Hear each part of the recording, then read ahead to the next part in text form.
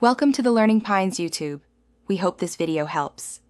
You start by confirming prerequisites so nothing blocks later steps. Verify the admin account is active and has full privileges. Missing rights cause silent failures. Check the HD admin version and OS compatibility because mismatches often break functionality.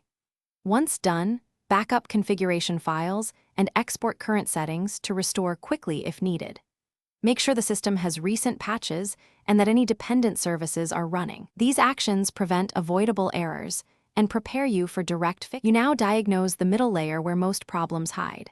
Open logs and scan for error codes, timestamps, and repeated patterns. The why is in those messages.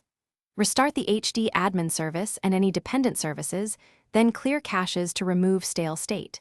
If services fail to start, reapply file and folder permissions and check registry or policy settings that might block execution.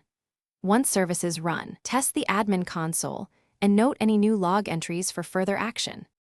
You finish by validating the fix and preparing for escalation if needed. Run a representative test task and perform a user login to confirm full functionality. This proves the how worked.